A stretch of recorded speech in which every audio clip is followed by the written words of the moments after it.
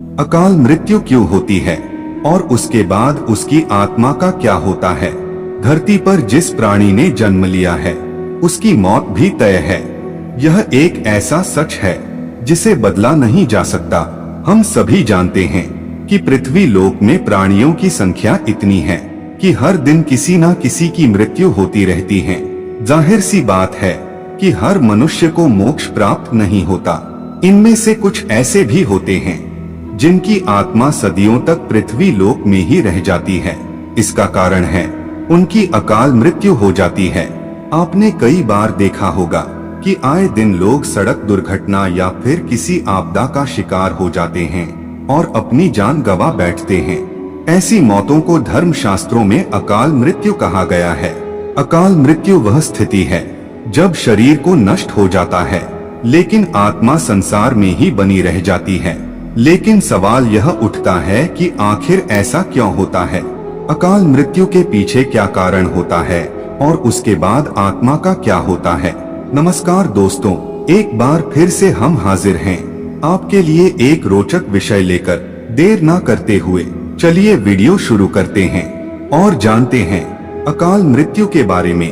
दर्शकों, साधारण मृत्यु के बारे में तो हम सभी जानते हैं और समझते हैं, लेकिन अकाल मृत्यु का विषय ऐसा जिसे इसके बारे में कई बातें कही जाती हैं।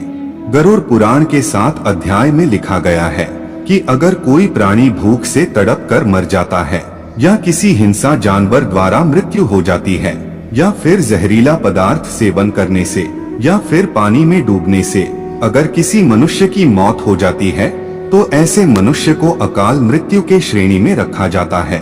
दोस्तों, अकाल मृत्यु किसी कारण से हो सकती है, फिर चाहे वह किसी रोग के कारण हो या दुर्घटना के कारण। ऐसे में मनुष्य अक्सर यही सोचता है कि काश ये उनके साथ नहीं हुआ होता तो शायद इसकी मृत्यु नहीं होती।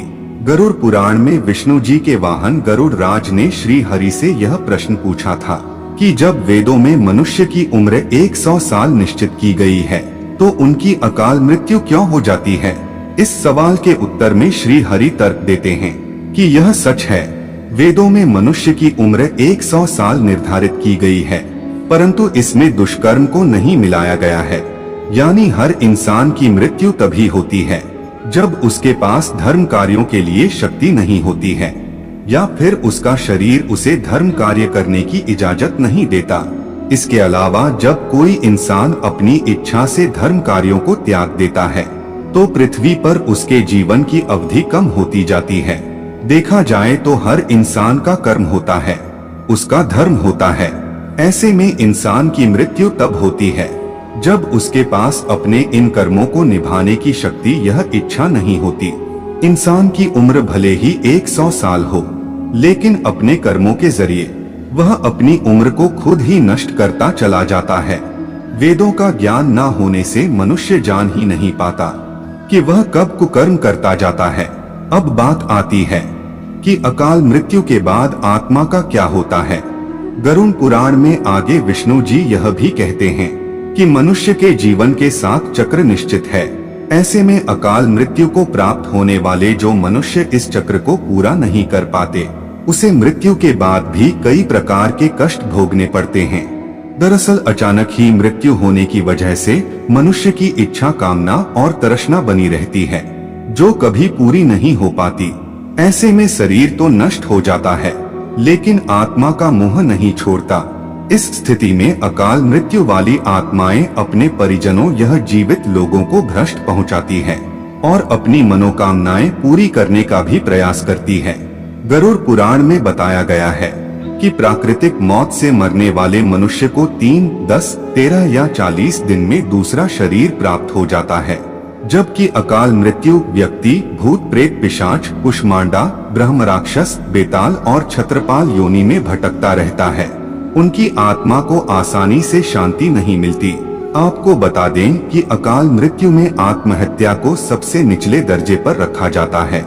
ग्रंथों की दृष्टि से यह एक घिनौना कृत्य है।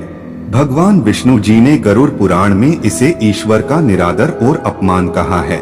वह कहते हैं कि आत्महत्या करने वाले मनुष्य की आत्मा पृथ्वी लोक पर तब तक भटकती रहती है जब तक कि वह प्रकृति द्वारा निर्धारित अपने जीवन चक्र को पूरा नहीं कर लेती। ऐसी आत्मा को ना तो नरक लोक में जगह मिलती है और न ही स्वर्ग लोक में। ऐसी आत्मा को मरने के बाद भी सबसे कष्टदायी स्थिति से गुजरना पड़ता है।